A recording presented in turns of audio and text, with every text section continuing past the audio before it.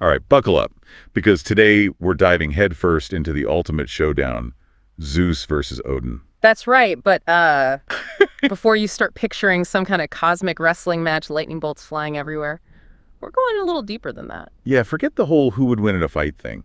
We're cracking open this book, Zeus versus Odin, the dark secrets behind the power of gods. And let me tell you, it gets intense. You really We're does. talking psychology, deep-seated insecurities, the kinds of things even gods can't escape. Yeah, it's easy to think of these guys as all-powerful, untouchable.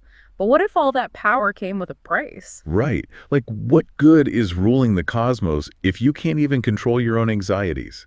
Exactly. And that's what makes these excerpts so fascinating. They show us these iconic figures, Zeus, Odin, grappling with some very human flaws. Take Zeus, for example, king of the gods, sitting up there on Mount Olympus, hurling lightning bolts. You'd think he'd be the picture of confidence. Right. Who's going to tell Zeus he's wrong? Well, according to this book, Zeus is actually terrified of chaos, like deeply afraid. He needs to control everything all the time.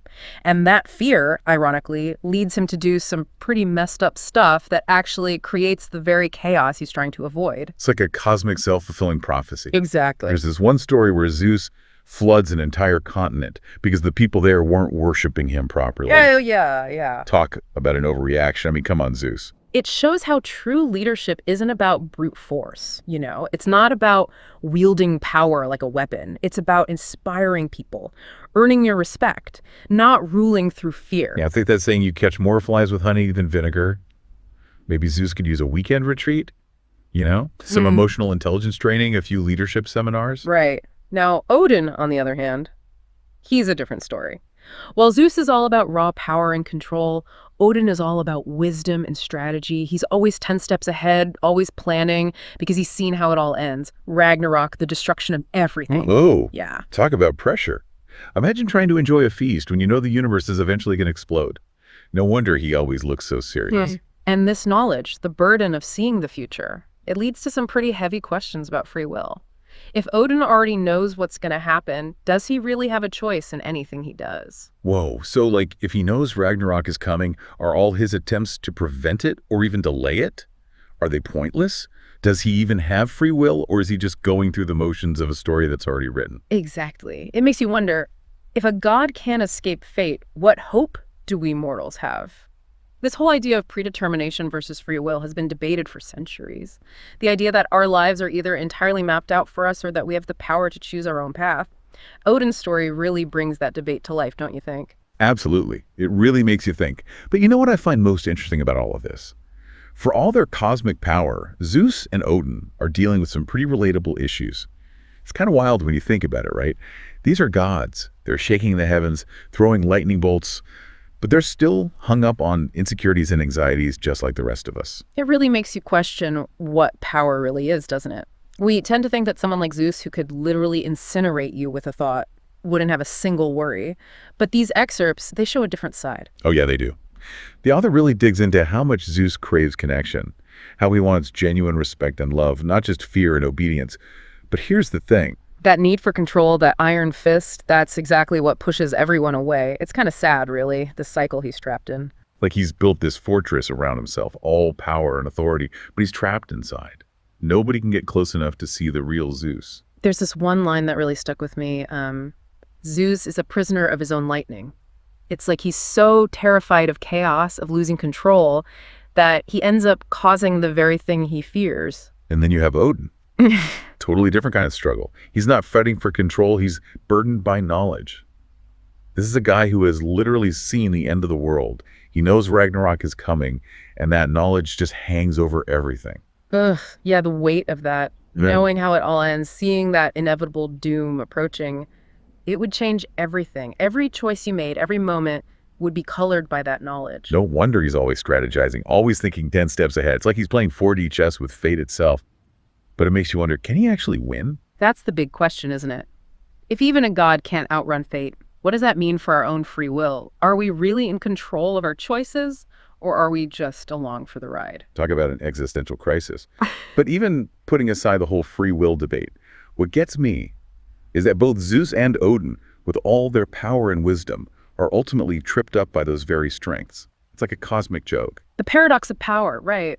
We think it brings freedom, control, the ability to bend the world to our will. But what these excerpts show is that power, if you're not careful with it, can turn on you. Totally. Zeus's need for control isolates him, keeps him from those real connections he craves.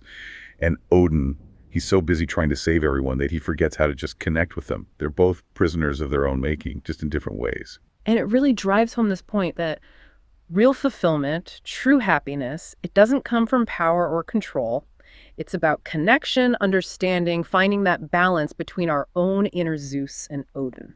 So not about conquering those inner demons, Yeah. but more like learning to coexist with them, finding a way for your inner Zeus and Odin to work together instead of constantly battling for control. Exactly. It's about recognizing those parts of ourselves, the control freak, the overthinker, the one who wants to micromanage the universe. We all have them. But it's about learning to integrate them, find a way to make them part of a greater whole. Okay, I gotta be honest, this whole inner Zeus and Odin thing, it's a lot to process. Sound like a recipe for a cosmic headache. Well, it doesn't have to be a battle royale, right?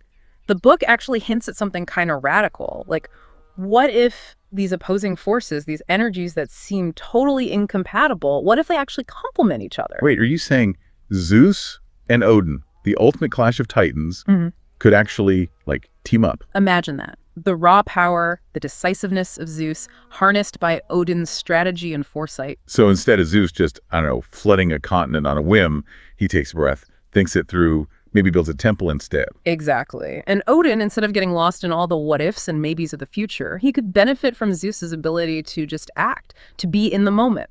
So it's like Zeus is go, go, go, and Odin's, hold on, let's plan this out. They balance each other out. Whoa, that is actually kind of brilliant. Right. It totally flips the script on this whole idea of winner takes all. This book, it suggests that real power might come from recognizing the value in both approaches, finding a way to bring them together, So not about picking a winner, declaring Zeus the ultimate champion or whatever. It's about realizing we need both. The lightning bolt and the strategy, the action and the foresight. Yeah.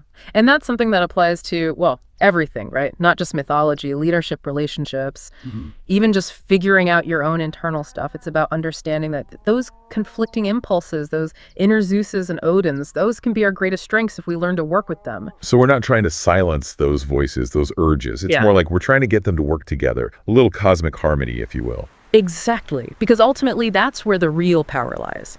Not in dominance, not in control, but in balance. Integrating all the different parts of ourselves, even the messy ones, the chaotic ones. So there you have it, folks. Our deep dive into the psyches of Zeus and Odin has led us to a pretty profound conclusion, wouldn't you say? I think so. It's not about the epic battles on the battlefield. It's about the battles we fight within ourselves. And maybe, just maybe, learning to make peace with our own inners, Zeus and Odin. That's the key to unlocking our true potential. Something to think about. Until our next deep dive.